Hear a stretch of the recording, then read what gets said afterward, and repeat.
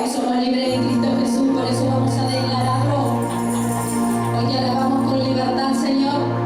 Hoy te adoramos de todo corazón. Dale un grito de júbilo,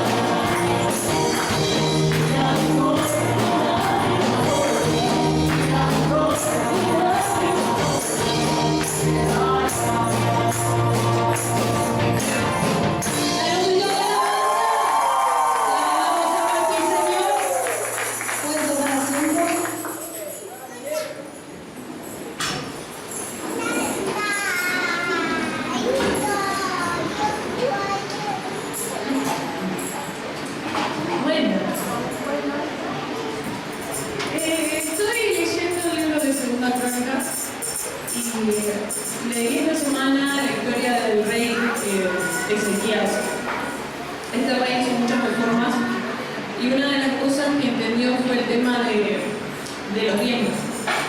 Se empezó a mover y le enseñó al pueblo a que lo vuelva a hacer, porque lo habían dejado de hacer. Y el pueblo, cuando lo escuchó el rey, lo hizo, empezó a diezmar, y no solo eso, sino que también daban las primicias y las ofrendas.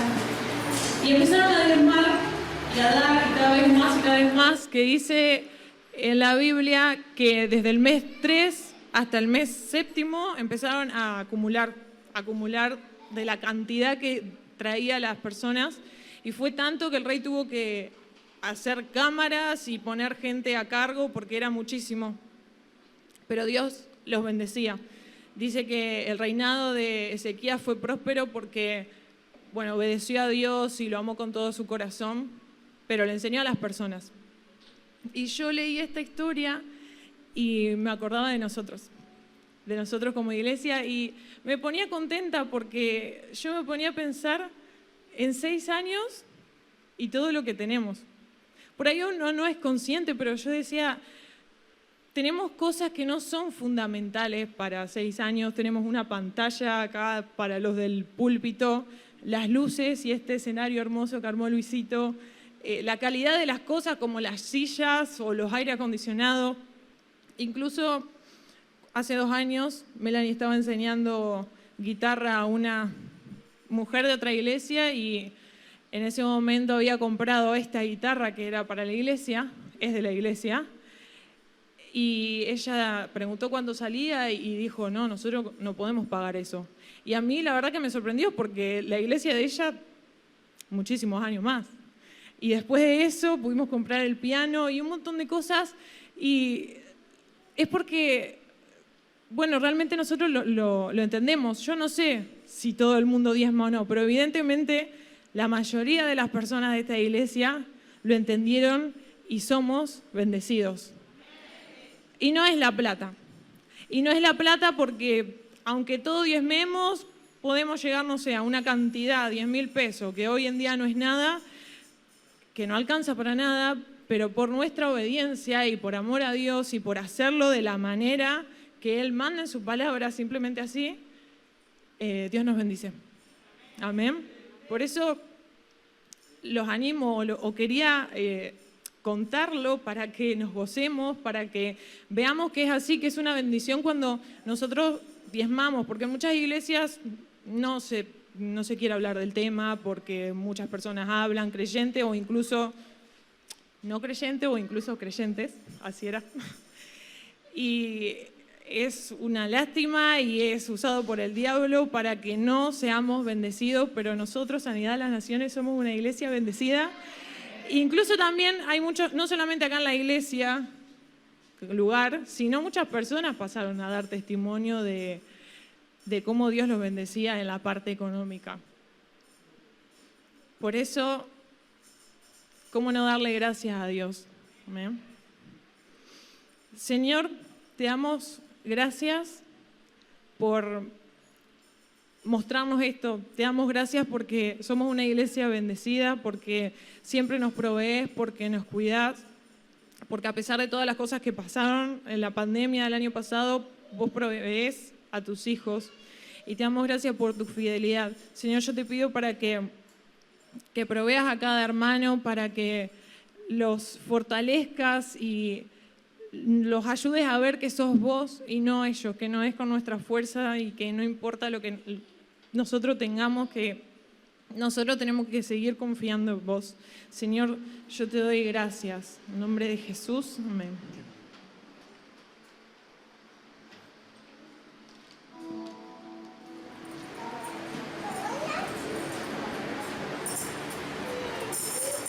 Te invito a que te pongas de pie y así como alabamos al Señor con júbilo en nuestro corazón, con gozo y con toda la alegría, que podamos hacer lo mismo con la adoración, que podamos rendirnos en esta hora al Señor, que podamos doblegar nuestro corazón y realmente rendirnos delante de su presencia. Amén.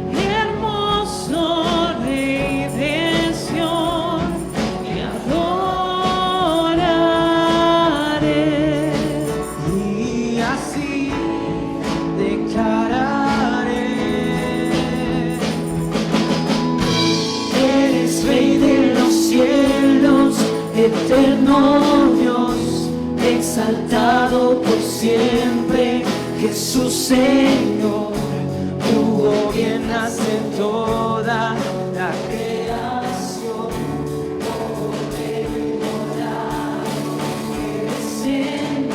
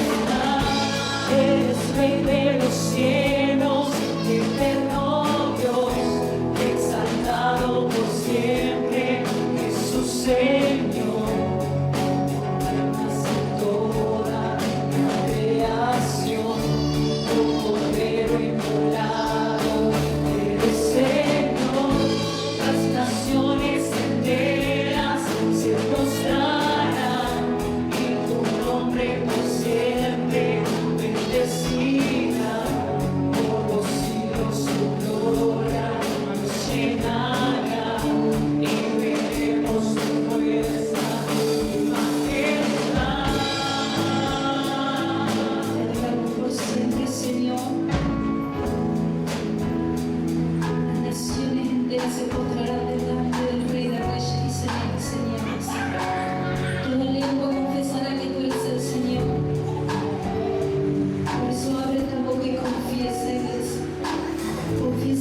Salvador. Dile, Señor, tú eres mi Salvador, tú eres mi Señor, tú eres mi bueno, tú eres mi todo, Señor. Te damos gracias en esta hora y te reconocemos, Jesucristo. Reconocemos ese sacrificio que has hecho en la cruz de Calvario. Todo lo que padeciste, Señor, como hombre en esta tierra por amor a nosotros. Te damos gloria, Señor, en esta hora.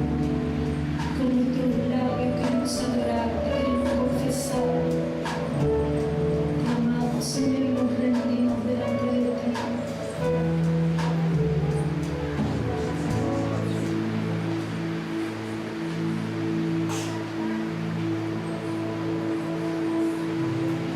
Ahora, iglesia, no te quedes callado, abre tu boca y adora.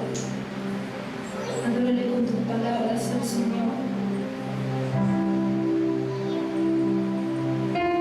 Queremos estar a solas contigo, Padre.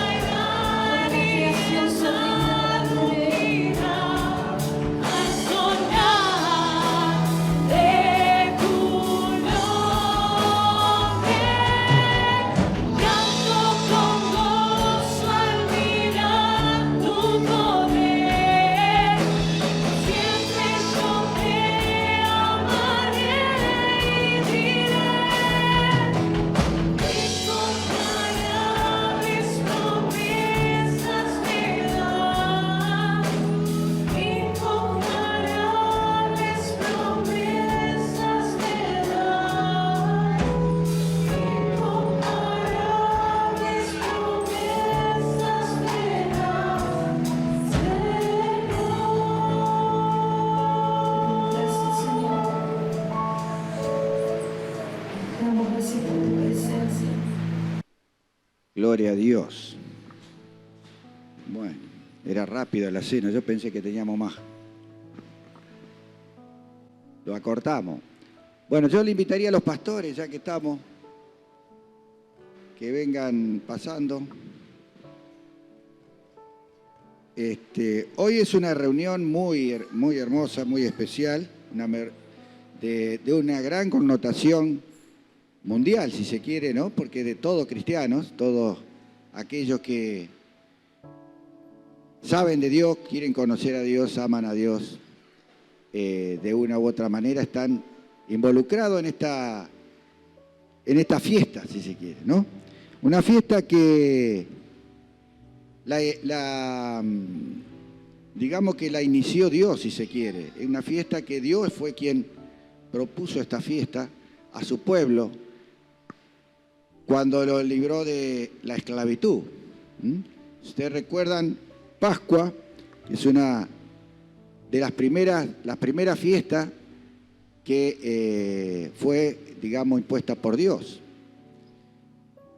Y es en el transcurso de encontrar esa liberación del yugo de la esclavitud que sufría el pueblo con los egipcios. Es conocida toda esta historia y por eso es que quería hacer un poco de historia, un poco de recuerdo de todas estas cosas, porque para eso están, ¿verdad? Esto está puesto para memoria, para que podamos recordar lo que Dios hace, ¿no? En este caso, lo que hizo en ese tiempo con el pueblo judío. Recuerdan que para salir de ahí, Dios había establecido esas 10 plagas. La última era la de los primogénitos, donde Dios iba a mandar un ángel para matar como castigo a toda esta maldad en la cual estaban viviendo su pueblo, esta maldad de los egipcios, como castigo a todo ello, la muerte del primogénito, de cada uno, no solo de personas, sino de animales. Y a su pueblo Dios le dio la posibilidad de esa liberación, a través de decirle lo que tenían que hacer. Y esta Pascua justamente está relacionada, está referida a eso, se entiende Pascua por pasar de, dice, ¿no? Algunos dicen pasar por alto, en otras versiones suelen decir, ¿verdad? Dejar pasar, porque está relacionado con este cambio de la libertad, de la esclavitud a la libertad que sufrió este pueblo. Vemos cómo Dios orienta cómo debían hacer para poder evitar este castigo. Y era a través de esta institución de esta Pascua, que luego se hizo, digamos, anualmente parte de la fiesta de del pueblo de Dios. En eso consistía esta fiesta, en que ellos debían, así en forma general, matar un cordero con las características, le pedía Dios, de 1 año, que fuera perfecto, en fin, todas esas cosas, macho. Y la sangre debían pasarla en los dinteles y en los postes de la puerta, ¿no? Eso era, y que tenían que estar preparados para salir. Ya le había dado a él, Dios ya le había dado el tiempo de que iban a salir en libertad, que debían estar preparados para partir. Y debían comer ese cordero asado, y comer todo ese cordero y con hierbas amargas y con pan sin levadura. Eso es lo que le había dado Dios como esquema a cumplir. Pero estaban incentivados en fe ellos, y lo hicieron con toda libertad a eso. Por eso cuando el ángel pasó, a ninguno de ellos le tuvieron este tipo de mal, ¿verdad? Y ahí vemos cómo Dios establece que esto debía hacerse todos los años. Este recordatorio debían estar en la memoria de cada uno de generación en generación. Es algo que no debía ser olvidado jamás. Por eso, en los rituales que ellos hacían, estaba incluida esa hierba amarga, que justamente representaba todo eso que ellos habían vivido en el tiempo de esclavitud, toda esa amargura, todas esas desilusiones, todos esos pasatiempos negativos, ¿verdad?, que vivieron. Comer esa hierba amarga era que le iba a dar memoria también de aquellas cosas. Y el pan sin levadura estaba relacionado con justamente esa santidad, esa pureza que debían tener ellos, lejos de toda vanidad, lejos de toda carne humana, ¿no? Debían tener ese cambio de naturaleza, si se quiere. O sea que estaban, digamos que el hecho ese de la cena estaba relacionado con el recordatorio del pasado, pero también con una realidad presente y futura, que es el cambio de su vida, de su forma de ser. Y ahí teníamos 3 elementos clave, justamente, que era eso: el cordero, las hierbas de amarga y el pan sin levadura, ¿no? Vemos con el tiempo que eso fue también un tipo de lo que iba a suceder. Es un hecho, si se quiere, profético, ¿no?, que nosotros hoy lo estamos disfrutando como la realidad ya sucedida. En ese tiempo era algo profético, porque era un tipo de lo que iba a suceder con Cristo. Vemos cómo ellos fueron libres de la esclavitud, ¿no?, en lo físico, ¿no?, en lo que ellos pudieron vivir en lo físico, pero en realidad Dios lo estaba preparando para lo que iba a venir. Estaba preparando, no a ellos lógicamente porque murieron, pero estamos hablando de la civilización, que venía con una mente totalmente cambiada, ¿no? Y Dios debía cambiar nuevamente esa mente para que pudiera entender los planes de Dios. Poco a poco lo fue, Dios fue, sin que ellos se dieran cuenta, lógicamente, con el tiempo nosotros lo vamos analizando, cómo lo fue preparando para el momento de la venida de Cristo. Con el pan que bajó del cielo, ¿no?, también ya le estaban haciendo ver cosas de lo que iba a suceder. Vemos como cuando Jesucristo estuvo en esta tierra, hizo alusión a ese pan, ¿no?, dando a entender que Él era ese pan del cielo. Ya se iba acercando aún más los planes de Dios, que eran desde el principio. Vemos como Jesús más adelante también, hablando, dice que nosotros que debíamos comer de su carne. Otra de las condiciones que hablaba Jesús, entre otras cosas, ¿verdad?, para poder entender y tener esa salvación plena. Y todo esto lo iba llevando a que la mente fuera preparándose. En su comienzo el cordero, donde ellos no estaban acostumbrados a hacer eso, pero sin embargo debían sacrificar un cordero, derramar esa sangre. Y esa sangre justamente estaba también preparándolo para el sacrificio de Cristo, para que pudiera entender la civilización este sacrificio glorioso. Hasta que llega el tiempo en el cual Jesús es ofrecido como cordero inmolado, donde Él ahí se inmola como el cordero, tomando el lugar de ese cordero en las Pascuas de su comienzo. Por eso está muy relacionado a la cena que nosotros hacemos cada tanto con las Pascuas, ¿verdad? Hay realmente un lineamiento del plan de Dios sobre ello. Con la diferencia que en este tiempo, la palabra nos dice, Pablo inclusive nos habla, que relacionado con la memoria de los sucesos, donde nos habla de que Cristo justamente es ese Cordero que es sacrificado por cada uno de nosotros, para que nosotros podamos tener esa libertad espiritual, en este caso, no como en aquella época que era física de la esclavitud, que es la realidad por la cual el plan de Dios estaba establecido desde el comienzo, que era justamente esta salvación de nuestras almas.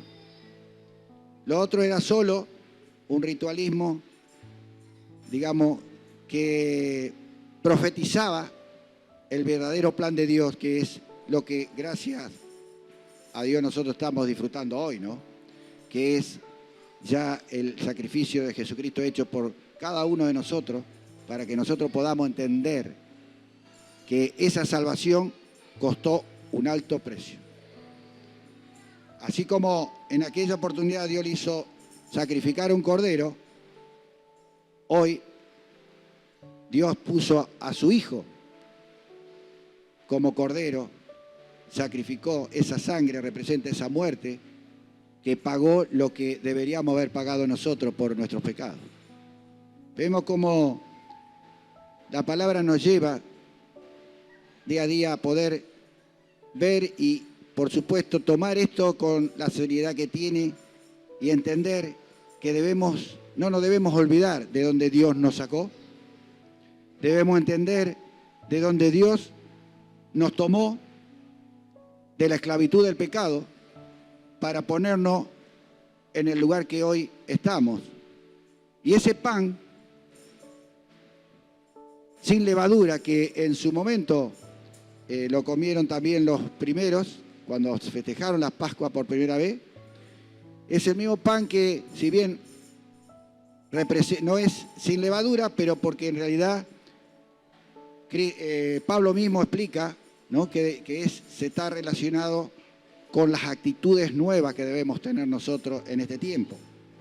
La levadura en realidad es espiritual, no es la misma levadura antigua, sino la levadura sin malicia está referida justamente a quitar de nosotros todas aquellas cosas carnales que nos llevan al pecado, para venir a tomar esta cena sin esa levadura, digámosle así, si lo queremos llamar de esa manera.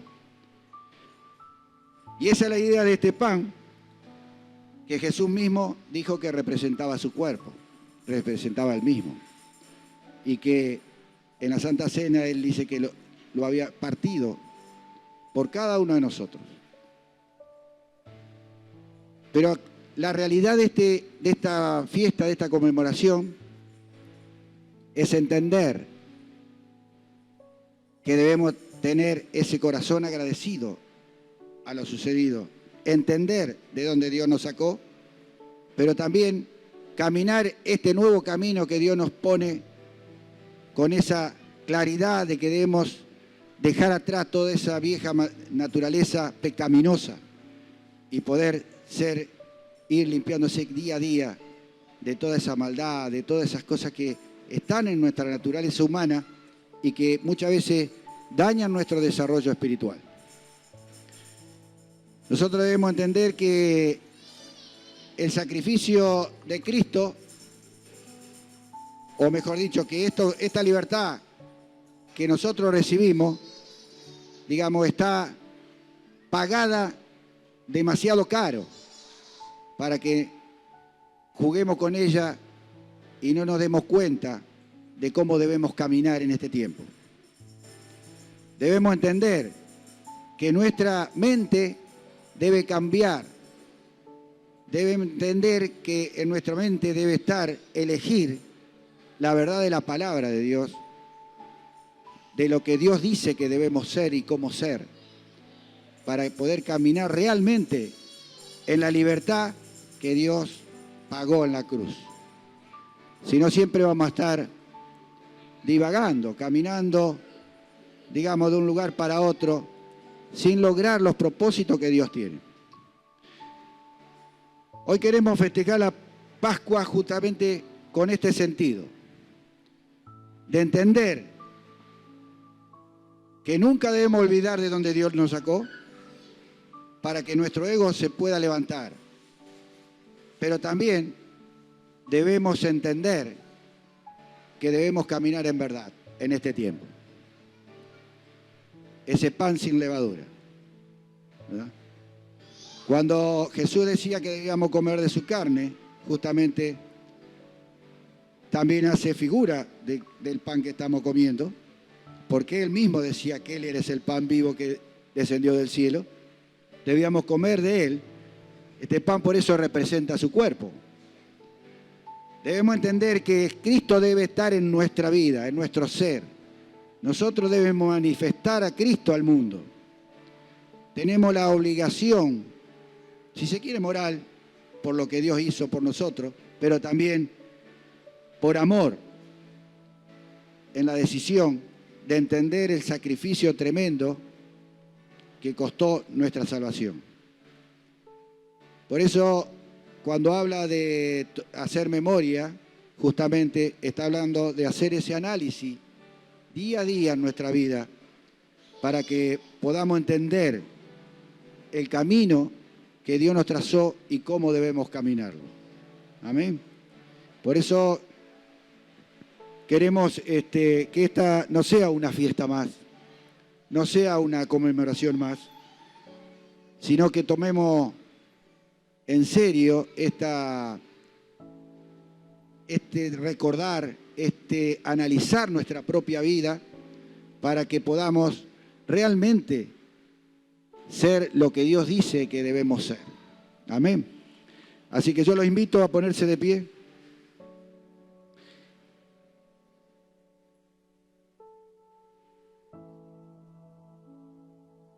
Repartamos. Después, pues. Mientras reparten, cerremos nuestros ojos y cada uno miremos hacia adentro. Miremos hacia adentro y analicemos nuestras vidas y busquemos esa fuerza del Espíritu Santo para poder entender y cambiar lo que no es lo correcto, lo que no es la verdad de Dios, lo que no permite que la imagen de Cristo pueda ser grabada en nuestra vida, que podamos transmitir esa imagen a quien nos toque ver, charlar, que podamos hacer la diferencia que Dios quiere que su pueblo haga en este tiempo. Amén. Debemos mostrar la realidad del reino de Dios y lo apetecible que es a la gente para que pueda sentir el deseo de estar en este reino, ¿verdad? Muchas veces damos mal ejemplo y en vez de la gente desear estar, lo único que desea es disparar. Entonces creo que es una responsabilidad como hijos de Dios que tenemos con Él. Así que clamen, busquen y pídanle el perdón a Dios por aquellas cosas que no lo están haciendo bien y pidan de su fuerza, porque en esa sangre está la vida de Jesús y es la fuerza que nosotros necesitamos para poder alimentar todo nuestro ser.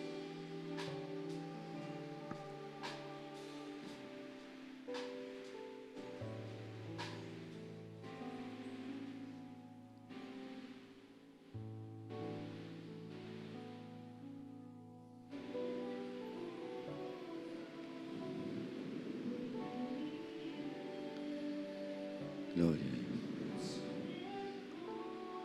Amén.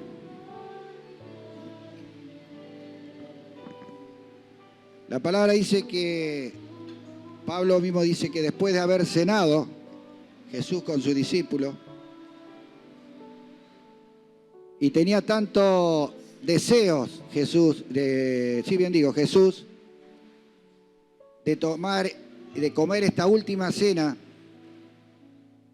con sus discípulos, que eran su familia, porque se juntaban en familia para comer esa cena, como lo hacemos hoy, nos juntamos como familia. Y me llamó siempre la atención a mí, ¿por qué sentía tanto gozo, tanta alegría o tanto deseo de esta última cena? Justamente por esa obra maravillosa que iba a hacer Él por nosotros, que es sacrificarse en la cruz, inmolarse por nosotros, dándonos esta gran oportunidad que hoy tenemos. Así que por eso Pablo dice que cuando terminaron de cenar, Jesús partió el pan y dijo: este es mi cuerpo, que por cada uno de ustedes es sacrificado. Ella sabía que iba a ser muerte de cruz, una muerte terrible. Pero Él se ofreció libremente para hacerlo por nosotros, por amor a nosotros. ¿Ahora quién?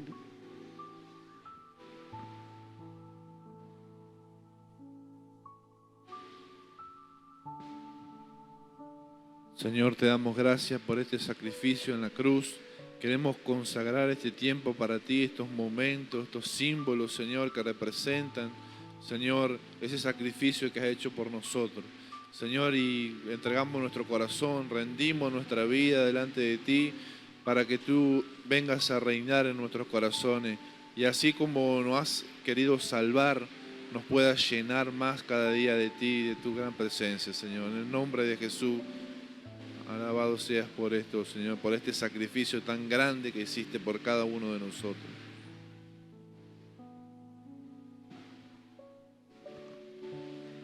Participemos.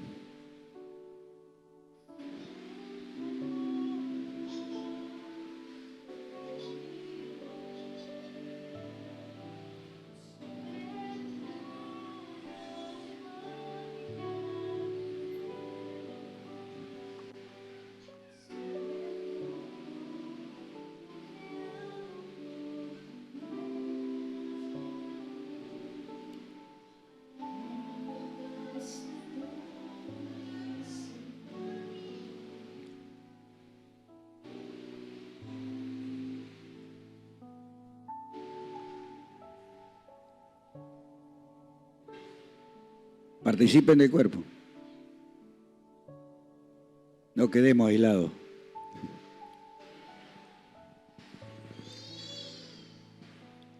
Gloria a Dios. También el Señor estaba apresurado y deseaba esta cena porque también entendía que Él deseaba realizar un pacto nuevo. Por eso cuando levanta la copa dice: esta es mi sangre, que sería ofrecido por cada uno de nosotros en un pacto eterno. Amén. Y este es el pacto en mi sangre, dijo Jesús, dice Pablo, que Jesús lo dijo, ¿verdad? Es el pacto en mi sangre, esa sangre que iba a derramar en la cruz por cada uno de nosotros. Es un pacto que ya Él estableció y nosotros aceptamos ese pacto del momento que tomamos esta decisión de estar junto con Él. Y hoy renovamos ese pacto a través de esta copa que vamos a compartir, ¿verdad? Sabiendo que lo que estamos bebiendo justamente en lo espiritual es esa sangre de Cristo, que es su vida. Esa vida que debe moverse en nosotros y debe alimentar todo nuestro ser para poder ser como Cristo. Amén. Así que...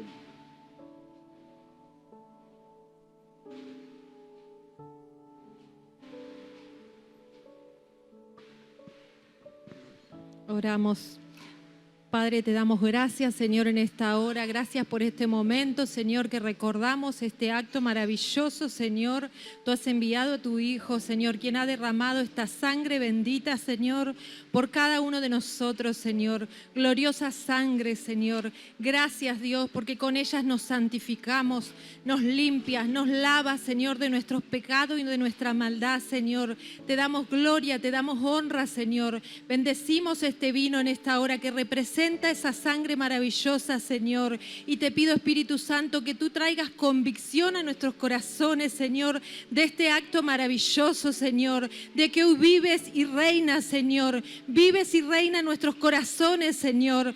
Tú te hiciste Señor de nuestras vidas, oh Dios. Queremos darte gloria en este día. Queremos recordar, Señor, y darte mil gracias, Padre, mil gracias, Jesucristo, y mil gracias, Espíritu Santo. En tu nombre oramos, Dios. Participémonos.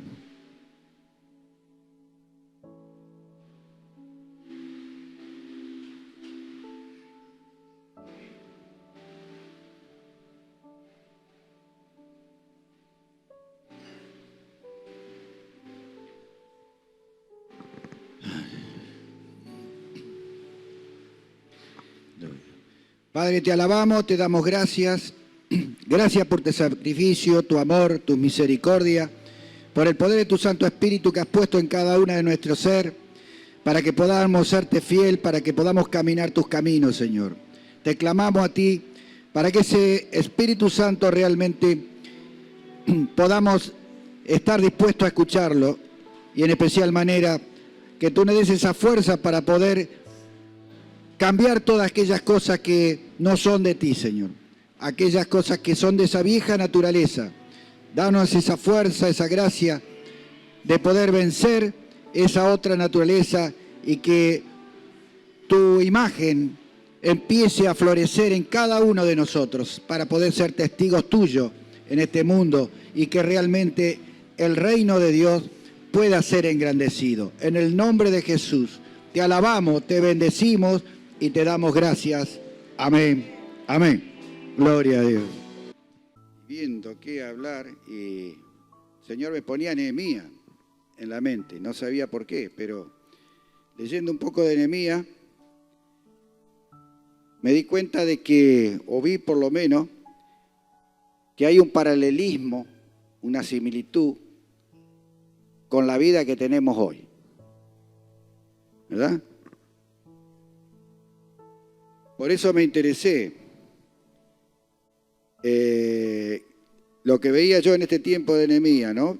Trasladándonos a nuestra vida espiritual, hay un buen paralelismo para sacar ciertas enseñanzas.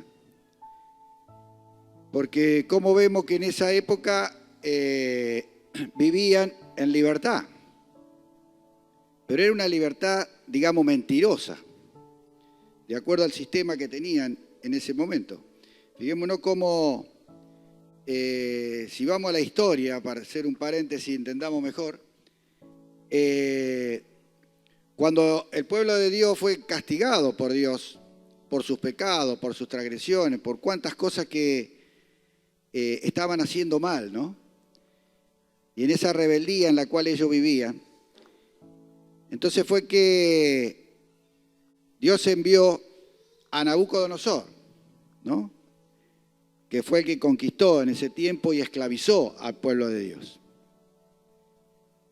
Dios levantó realmente a Nabucodonosor para ejecutar o efectuar este castigo, si se quiere, a su pueblo.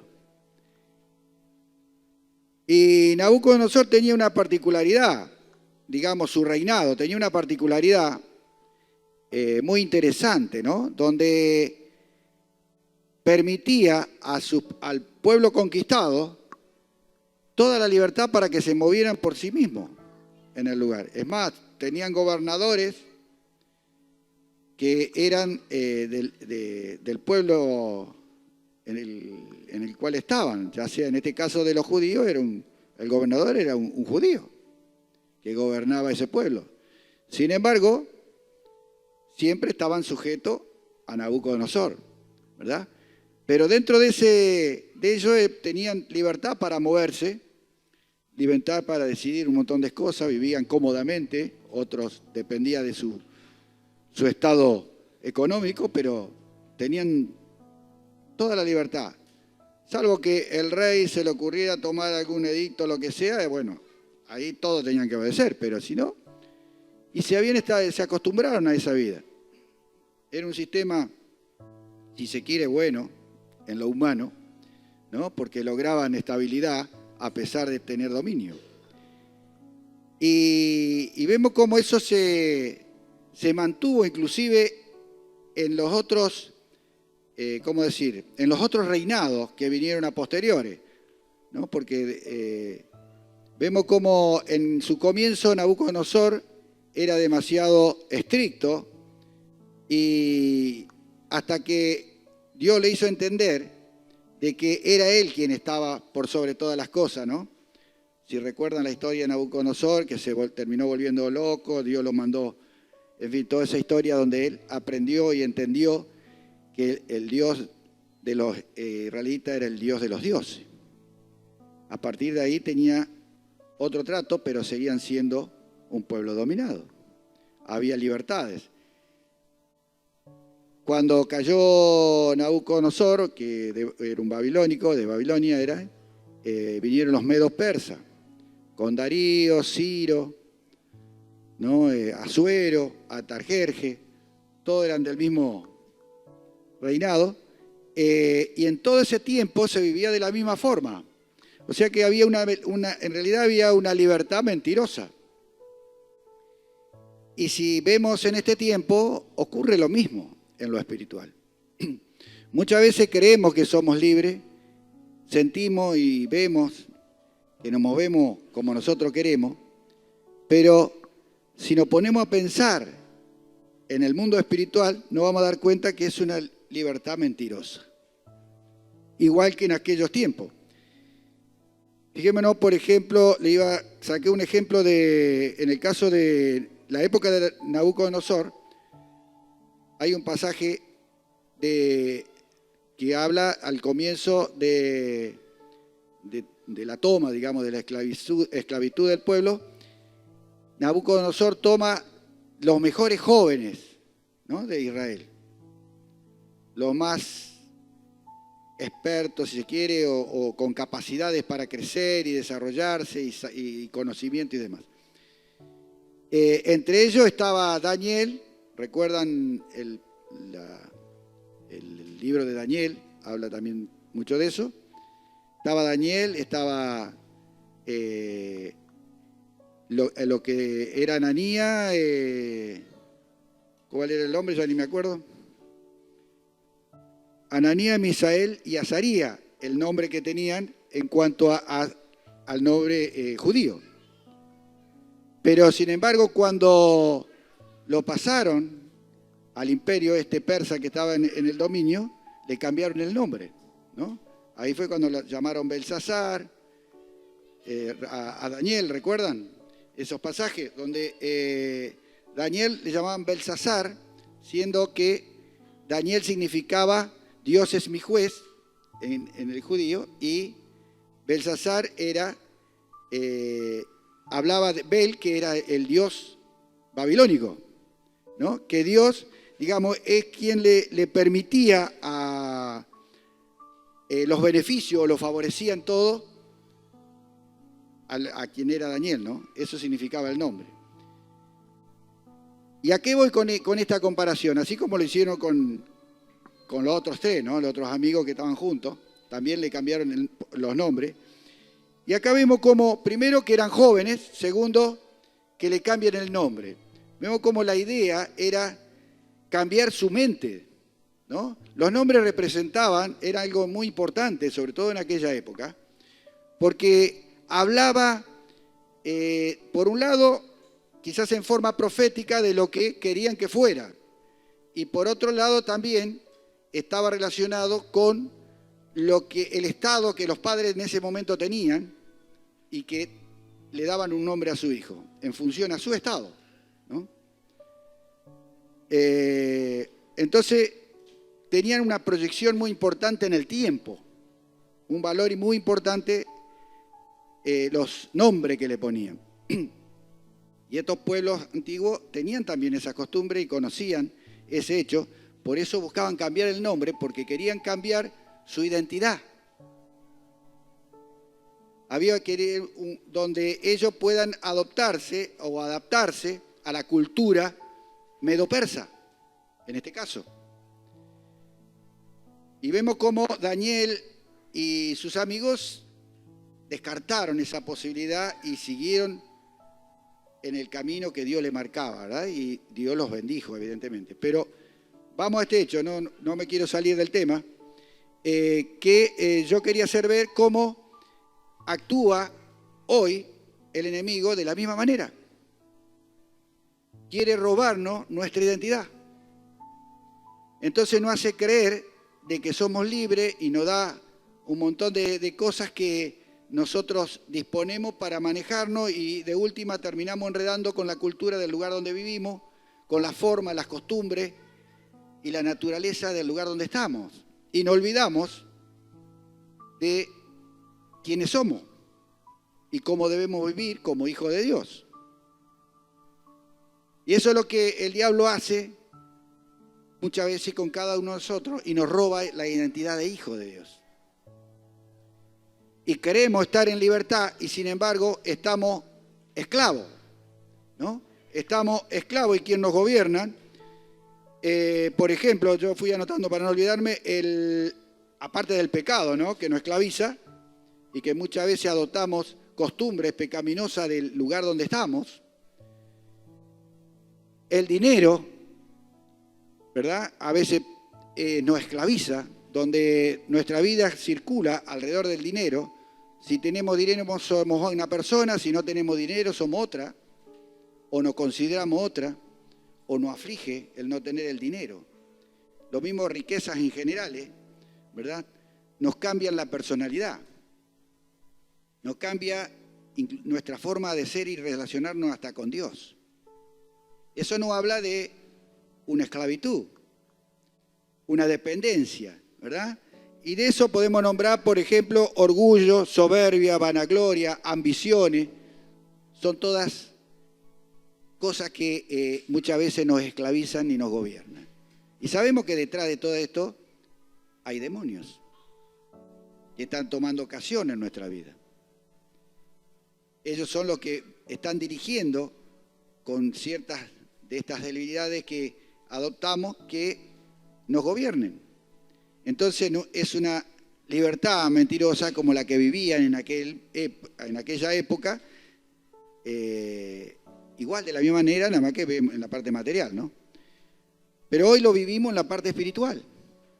Y eso es algo que nosotros no debemos perder, ¿no? Esa identidad que tenemos de hijos de Dios. Porque si no, sin darnos cuenta, seguimos viviendo en esa esclavitud y no aceptamos o no tomamos la libertad que Dios ganó para nosotros en la cruz del Calvario. Fíjense que la palabra dice que si Cristo nos libertare, seremos verdaderamente libres, dice la palabra, ¿no? O sea que si no tomamos esa libertad de Cristo, no somos verdaderamente libres. Creemos estar libres cuando en realidad seguimos dominados por todas estas cosas que hemos nombrado y que muchas veces son las que en algunos casos podemos entender que estamos bien, inclusive económicamente bien, disfrutamos de muchas cosas, pero estamos esclavos. Y en otros casos podemos vivir en una pobreza, no podemos entender que nada podamos conseguir, que siempre nos va todo para atrás, porque seguimos esclavos. No hemos tomado esa libertad que Dios nos dio. Cuando Dios nos manda, nos da esa libertad para que nos gocemos, disfrutemos y podamos caminar en abundancia, dice la palabra, ¿no? Por eso es interesante esta historia, para que podamos ver, digamos, esta similitud, ¿no? Y podamos sacar, ¿cómo decir? No ejemplos, sino la salida, digamos, como la que tuvo, en este caso, Nehemías. Por eso acá yo anoté algunas cosas que me gustaron. Dice, porque así como nosotros tenemos así lo que Dios habló a Nehemías, le hizo ver esta realidad, ¿no? Y le hizo sentir ese deseo de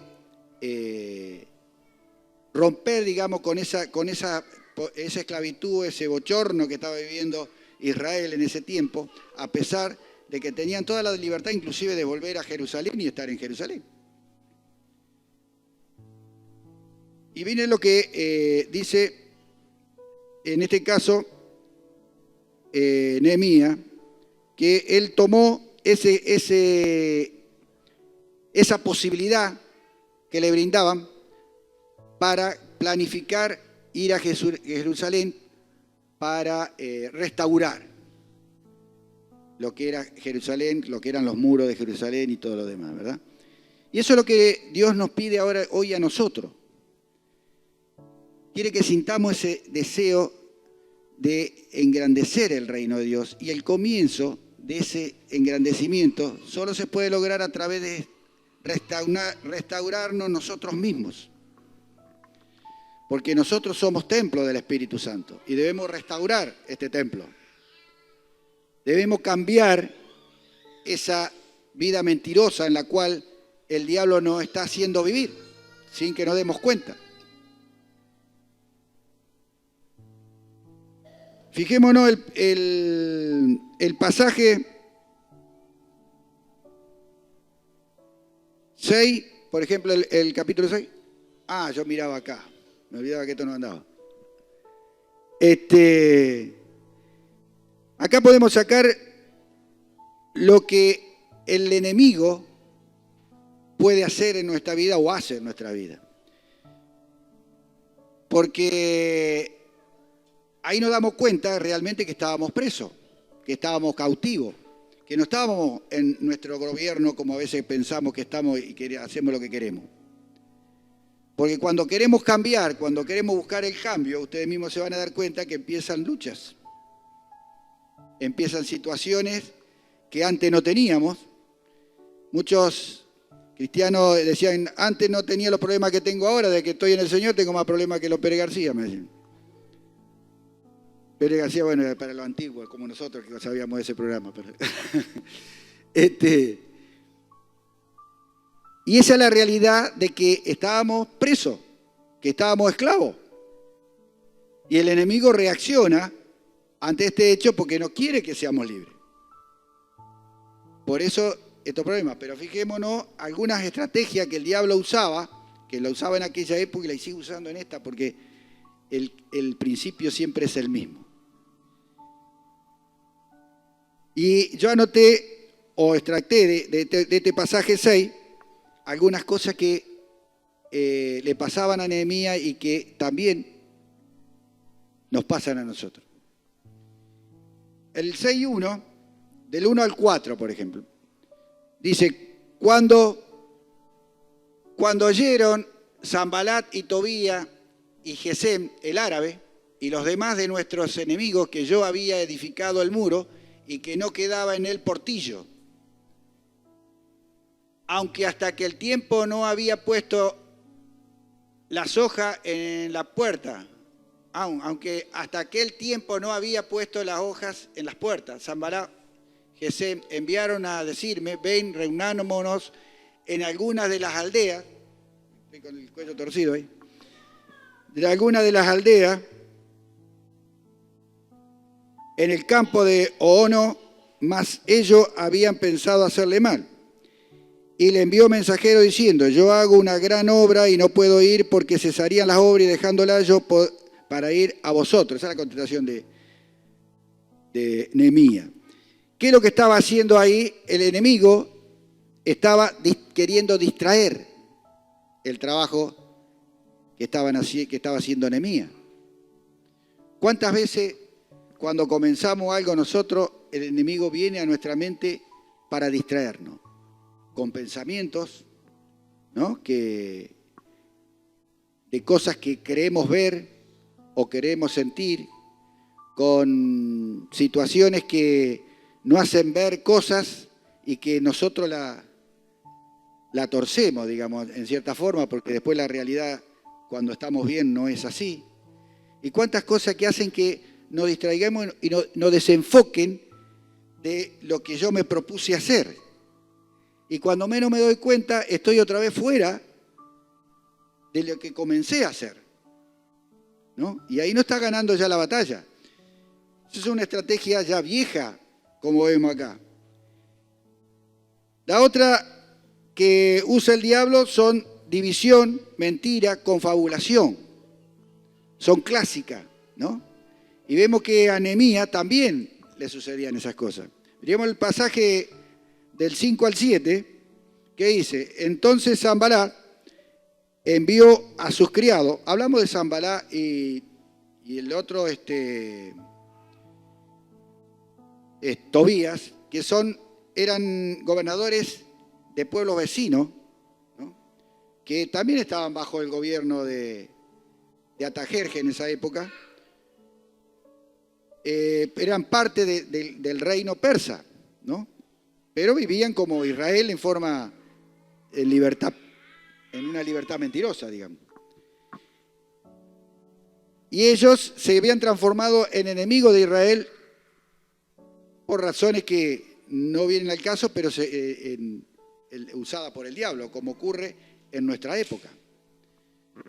Hoy también podemos tener gente usada por el diablo que de una u otra manera nos quieren sacar de este propósito que hemos tomado de cambio, ¿verdad?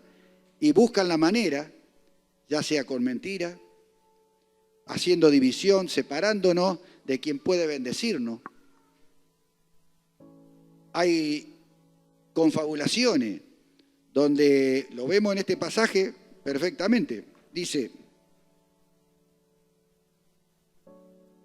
entonces Sanballat envió a su criado, para decir lo mismo por quinta vez con una carta abierta. O sea, ya no se conformaba con decírselo con algún mensajero, sino que venían con una carta hecha de mano para leérsela. Y no es una continuidad. El enemigo no se cansa, siempre nos picotea. Nos va picoteando continuamente, como el dicho ese que nos picotean la cabeza hasta que consiguen su efecto. Eso es lo que el enemigo hace continuamente. Por eso debemos estar atentos a todas estas cosas. Dice: en las cuales estaba escrito, se ha oído entre las naciones, y Gasmú lo dice, que tú y los judíos pensáis rebelaros, y que por eso edifican tú el muro con la mira, según estas palabras, de ser tú su rey. Y que has puesto profetas que proclamen acerca de ti en Jerusalén, diciendo: hay rey en Judá. Y ahora serán oídas del rey las tales palabras. Ven, por tanto, y consultemos juntos. Otra vez vemos acá la confabulación, mentiras que estaban haciendo, todo para crear un caos, ¿no?, en el pueblo. De la misma manera actúa hoy el enemigo en nuestras vidas. De una u otra manera entra en esa confabulación en nosotros para desviarnos, para frenarnos, para sacar de nuestra mente este proceso de cambio que queremos lograr. Si nosotros observamos en nuestra vida, si analizamos las cosas que nos van sucediendo en función a cuando queremos lograr cambio, nos vamos a dar cuenta de esta realidad. Como vemos acá las mentiras que están haciendo. Entre ellas, ¿no?, que decía que él se quería hacer rey, cuando no podía haber un rey porque el único rey es Artajerjes, ¿no? Ellos podían tener solo gobernadores, que no era lo mismo. Y estaba buscando justamente causar división en el pueblo, causar todo ese tipo de dudas, ¿no?, donde desmerecer y deshonrar, en este caso a Nehemías, ¿no? Y muchas veces el diablo siempre está buscando en nosotros, ¿no?, hacer que nuestra mente cambie de posición y que nos enredemos en sus dichos, en su mala manera de expresar o hacer o querer hacernos ver lo que no existe en la realidad.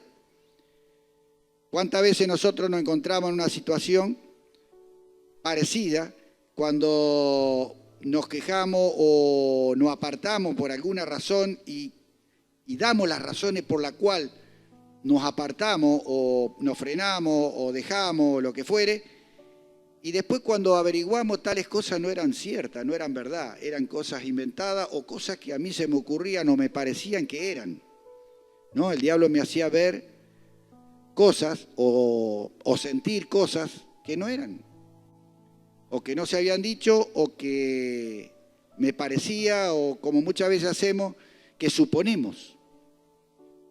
Una de las cosas que muy usada por el enemigo en nuestra mente es suponer. Yo suponía que pasaba esto, yo suponía que estaban pensando esto o que estaban haciendo esto por mí.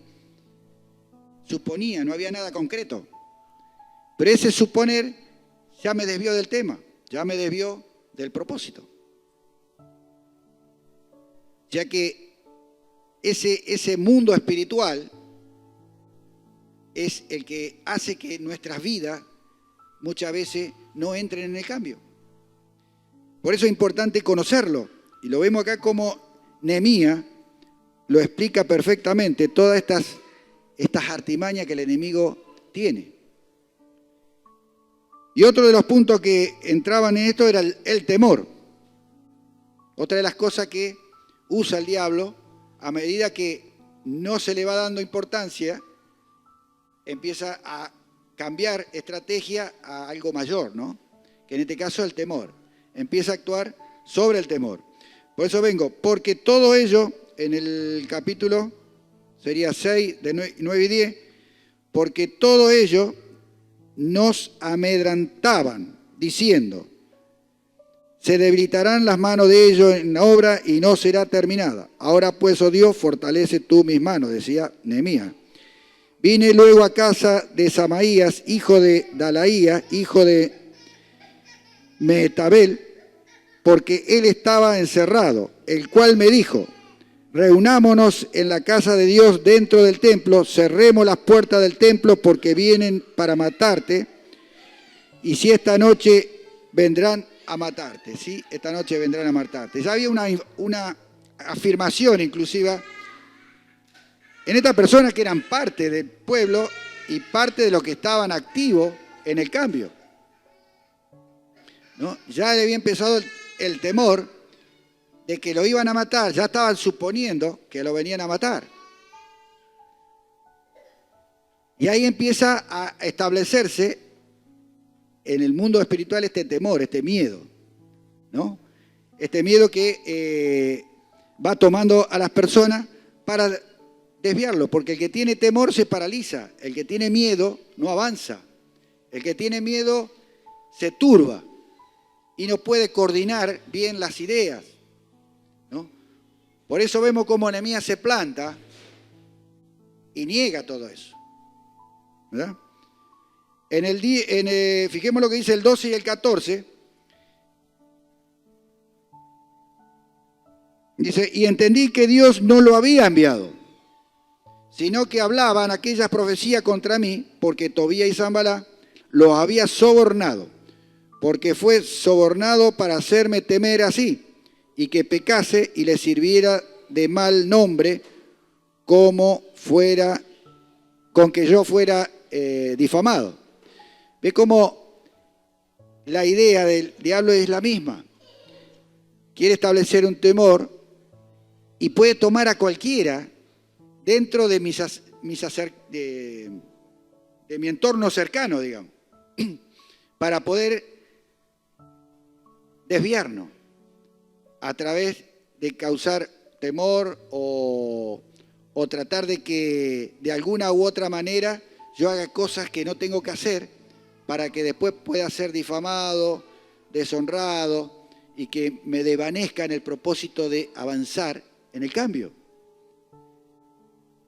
Siempre el diablo está para frenar, para cambiar toda actitud que nos lleve a nosotros a salir de la esclavitud. Entonces, esa no es una tarea fácil, Tenemos que entender que para el cambio hay guerra, para el cambio hay, ¿cómo decir?, tenacidad de parte nuestra para poder lograr el propósito. ¿No? Por eso ahí la palabra dice que el diablo mismo anda como león rugiente, ¿no? Buscando a quien devorar. Pero también dice que nosotros debemos resistir al diablo. Y él huirá. O sea, hay un proceso para que el diablo se vaya, un proceso de resistencia en nuestras vidas. Porque si nosotros cedemos, el diablo nos termina venciendo y nuestro avance se anula. Por eso es importante ver las actitudes de Nehemías. Ahora, hablamos de las características de nuestro enemigo, de la astucia que nuestro enemigo tiene para sacarnos de este plan que Dios quiere hacer para con cada uno de nosotros. Porque nosotros fuimos elegidos, los que estamos acá ya fuimos elegidos por Dios. Y no estoy hablando, porque esa sería como una primera elección, elegido como hijo o para hijo. Después están las elecciones para distintos ministerios que Dios puede establecer en nuestra vida. Pero el primer paso es entender que somos hijos y empezar a caminar como hijos. Por lo tanto, debemos desechar de nosotros toda esa antigua naturaleza, esa vieja vida, esa forma de vivir equivocada, que es parte de lo que teníamos o que el diablo hizo en nosotros, de cambiarnos nuestro ADN, si se quiere, y no hace ver las cosas de una naturaleza totalmente distinta. Dios nos vino a dar una nueva naturaleza, o mejor dicho, a restaurar, digamos, a cómo fuimos creados, ¿no? Esa identidad real con la cual nosotros fuimos creados. Fijémonos cómo combatir esto, que es parte de lo que Nehemías hizo, ¿no? Y una de las cosas, ¿cómo decir?, de lo que debe haber en nosotros para poder combatir todos estos embates del enemigo es la convicción. Debemos tener convicción de lo que sentimos para poder nosotros cambiar. Fijemos el capítulo 1, versos 5 y 6. ¿Y dije bien? Sí. 1, 5 y 6. ¿Ese que te di? Dice, te ruego, oh Jehová, Dios del cielo, fuerte, grande y temible, que guarda el pacto y la misericordia a los que le aman y guarda sus mandamientos. Ahí era, 1, 5 y 6. Ahora, atento tu oído y abierto tus ojos para oír la oración de tu siervo, que hago ahora delante de ti día y noche por los hijos de Israel, tu siervo, y confieso los pecados de los hijos de Israel que hemos cometido contra ti. Sí, yo y la casa de mi padre hemos pecado. ¿Por qué digo convicción? Porque cuando yo tengo la convicción de que necesito cambiar, esa convicción, para que sea efectiva o que sea real, mejor dicho, yo tengo que dirigirme a Dios para buscar el perdón de Dios. Yo debo humillarme ante Dios, clamando, buscando de Él, pidiéndoles perdón por la falta por la cual yo me alejé de Dios. Ese es el primer paso fundamental que debemos hacer para comenzar a fortalecernos y poder vencer los embates. Si no, ya desde el vamos, ya sería imposible. Esta es una convicción que necesitamos tener, porque eso nos determina que entendemos quién es nuestro Salvador, quién es el que nos va a fortalecer y que va a cambiar el rumbo de nuestra vida. De quién nosotros tenemos que depender y quién va a ser nuestro gobierno. Y Él es el que nos va a perdonar si nosotros realmente buscamos ese perdón. Y en ese perdón hay fortalecimiento. En ese perdón hay fuerza de Dios para que nosotros podamos cambiar nuestra vida. La otra es involucrarnos en la verdad. Fijémonos el 1 del 8 al 9. Nos dice: acuérdate ahora de la palabra que diste a Moisés tu siervo, diciendo: si vosotros pecareis, yo os dispersaré por los pueblos. Pero si os volviereis a mí y guardareis mi mandamiento y lo pusiereis por obra, aunque fuera dispersión, fuere hasta el extremo de los cielos, de allí os recogeré y os traeré al lugar que escogí para hacer habitar allí mi nombre. Vemos cómo acá Dios nos manda a que nosotros recordemos o le hagamos recordar a Él las promesas, que nos tomemos de las promesas de Dios para nuestra vida. Porque Dios lo que promete lo cumple. Y acá estaba, ¿qué estaba haciendo Nehemías? Recordándole a Dios lo que había prometido para su pueblo. Y fíjense que estaba hablando de un extremo donde, a pesar de que fueran diseminados por todo el mundo, por decirlo así de alguna manera, Dios lo podía traer a todo para formar nuevamente ese reino. ¿Y qué es lo que nosotros necesitamos hacer? Debemos acercarnos a ese Dios de la gracia, debemos buscarlo a Él, tomarnos de las promesas que Él tiene en su palabra. Porque eso hace también, no solamente a recordarle a Dios, porque es una manera de decir, Dios no necesita que le recordemos nada, Él no se olvida de nada. Pero sí hace que nosotros tomemos el valor que necesitamos sabiendo que Dios va a cumplir. En realidad eso es para recordarnos a nosotros mismos y tener en nosotros mismos la promesa de Dios en nosotros para que nos dé el valor de enfrentar al diablo. Amén.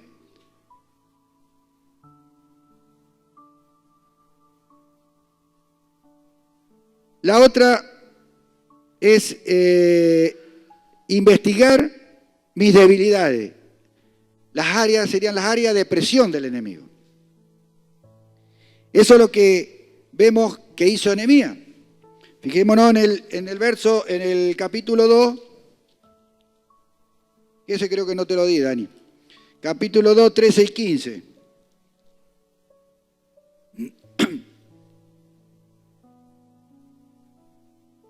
Dice: y salí de noche por las puertas del valle, hacia la fuente del dragón y a las puertas del muladar, y observé los muros de Jerusalén que estaban derribados y sus puertas que estaban consumidas por el fuego. Pasé luego a la puerta de la fuente y al estanque del rey, pero no había lugar por donde pasase la cabalgadura en que iba. Subí de noche por el torrente y observé el muro, di la vuelta, entré por la puerta del valle y me volví. ¿Qué hizo Nehemías acá? Nehemías se puso a recorrer la ciudad, se puso a recorrer todo el entorno de Jerusalén para ver en qué condición estaba. Y eso es lo que nosotros tenemos que hacer también. Tenemos que ver nuestro interior, nuestra vida, dónde están las puertas destruidas, qué puerta hemos dejado abierta para que el enemigo se meta. Ver cómo están los muros de resistencia, los muros de cobertura que hay en nuestras vidas contra el enemigo. Todo eso es una cosa que yo tengo que averiguar de mí mismo. Tengo que hacer un análisis de mí. ¿Por qué llegué a esta situación en la cual estoy? ¿Por qué soy lo que soy y no lo que Dios quiere que sea? Tengo que ser sincero conmigo mismo, tengo que hacer un análisis real de lo que soy y compararlo con lo que debería ser como hijo de Dios. Y ahí me voy a dar cuenta cuáles son las puertas que están destruidas, que el enemigo destruyó porque yo le permití, ¿verdad? Y que debo entender, ¿no? Que debo conocer en principio quién realmente soy y dónde están mis fallas. Porque ¿cómo voy a mejorar algo, cómo voy a cambiar algo si no reconozco lo que tengo? Entonces, el primer paso es ese reconocimiento, como lo hizo Nehemías. En este caso, nosotros lo hacemos espiritualmente en nuestras vidas en función a lo que estoy siendo yo, que nosotros nos conocemos, ¿no? No podemos engañarnos a nosotros mismos. Y eso es un detalle muy importante a tener en cuenta para poder encontrar, o mejor dicho, atacar el problema, ¿no? Y poderlo cambiar. Una de las cosas en este caso sería cerrar puertas, una cosa primaria. Tenemos que cerrar las puertas que hemos dejado abiertas al enemigo. Tenemos que empezar a echar los demonios que hay en nosotros que permitimos entrar. Debemos tomar por eso antes hablé yo de la convicción, ¿no?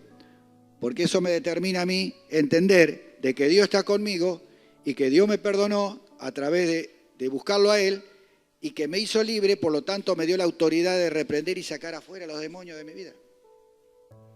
Toda aquella dependencia que yo tenía tiene que desaparecer y tengo la autoridad para hacerlo. Tiene que haber convicción. Vemos cómo de esa manera vamos logrando, en principio, limpiando antes de construir. No podemos construir algo que está caído, que está... Es como tener escombros. Yo quiero levantar una pared. Primero tengo que sacar el escombro para levantar la pared. Entonces, primero tiene que estar esa limpieza. Por eso es importante que entendamos lo que tenemos, para después poder levantar muros. Cerrar puertas y levantar muros. Cerrar puertas, por supuesto, es las que hemos abierto a través de cosas que hemos hecho, o maldiciones generacionales que tenemos que cerrar, ¿verdad? Pecados que hemos cometido es una puerta que abrimos. Entonces, debemos renunciar, por supuesto, a esas cosas, sacarlas de nuestra vida y después volver a hacer esa puerta. ¿Cuál es la puerta? La que yo digo no a ese pecado. Anulo ese pecado en mi vida. Me tomo realmente de las promesas de Dios. Y los muros representan justamente esa defensa que debemos hacer a través de la palabra de Dios, a través de lo que la palabra nos dice. Fijémonos que la palabra es parte, como dice la Biblia, de la espada, es la defensa que nosotros tenemos. Una defensa que con el solo hecho de tenerla bien en nosotros ya es una defensa. Por eso el muro es algo quieto, pero es algo que no permite que el enemigo entre. Por eso cuando Dios estableció lo que iba a hacer, ya con Jeremías, después lo vemos en el Nuevo Testamento también, cuando dice que pondrá las leyes en nuestra mente y la escribirá en nuestro corazón. No sé si recuerdan esa palabra. Está hablando justamente de que la palabra de Dios tiene que estar en nuestra mente. O sea, tenemos que conocer la palabra de Dios. Pero también tiene que bajar al corazón, que es lo que esa palabra tenemos que poner por obra. Entonces, en la medida que yo hago eso, estoy levantando muro para que el diablo no vuelva a entrar en mi vida y pueda ir restaurándome. El otro punto es la perseverancia. Es otra de las cosas que muchas veces como cristianos fallamos, que es en la perseverancia. Nos caemos al primer soplido del diablo. ¿Por qué? Porque primero que evidentemente no hemos tenido convicción firme. Y segundo, eso me lleva a no entender que yo debo seguir porque Dios está conmigo. Nehemías se lo dijo al pueblo y él dijo que debemos avanzar, seguir porque Dios está con nosotros y Dios nos va a dar la victoria. Amén. Y esa perseverancia es la que nos lleva al cambio. Resistid y el diablo huirá, dice de nosotros. Es decir, debemos perseverar. Eso es importante a tener en cuenta. Por eso yo el título de la prédica le puse que la libertad es para los valientes. Por eso hay una palabra que me encanta en la Biblia que dice que el reino de Dios se hace fuerte, pero lo arrebatan los valientes. ¿Cuáles son esos valientes? Justamente los que se atreven a romper con esa vieja naturaleza que no le abrimos puerta al diablo, a romper con todas aquellas cosas que nos cuestan muchas veces, porque la tenemos tan arraigada que nos cuestan, pero la valentía me lleva a que yo destruya todo lo que el diablo ha hecho en mí para volver a esa naturaleza que Dios, con la cual Dios nos formó. Amén. Y poder entonces restaurar nuestras vidas de una manera correcta, como Dios quiere y en la forma que Dios quiere. Dios nos llamó a cosas importantes. Dios nos llamó a su reino, a que podamos ser parte del reinado que vamos a ejercer en el milenio, junto con Jesús. Pero para ello debemos prepararnos y preparar a aquellos que nos rodean, para que podamos formar ese ejército que Dios quiere para conquistar. Amén. Tenemos que ser conquistadores y no esclavos. Dios nos hizo libre para conquistar, para salir a ganar almas para Él. Así que yo lo animo para que entendamos que somos responsables de nuestra restauración. Así como Nehemías se animó y se fortaleció en Dios y buscó el perdón de Dios para poder tener el poder de la unción del Espíritu Santo, de la misma manera nosotros lo podemos hacer. Amén. Que Dios los bendiga y que realmente podamos poner esta palabra por obra en nosotros y estar convencidos de que como hijos de Dios tenemos el aval de Dios para poder decidir realmente sobre nuestras vidas y decidir caminar junto a Él, porque Él está con la mano extendida, hermano. Amén. Así que, Padre, te alabamos, te damos gracias. Gracias por ese amor tuyo, gracias por tu poder y tu unción sobre nuestras vidas, que nos permite caminar y cambiar día a día, y sabemos que tú siempre estás ahí para recibirnos, a pesar de nuestras debilidades, a pesar de nuestros pecados, Señor. Sabemos que si vamos a ti, tú nos perdonarás. Ayúdanos, Señor, para tener, oh Dios, esa decisión y esa convicción firme de cuál es el camino que yo debo tomar. Que pueda ejercer el caminar como hijo de Dios. Poder caminar bajo el nombre que tú me diste, Padre. En el nombre de Jesús. Te alabamos, te bendecimos y te damos gracias. Amén y amén.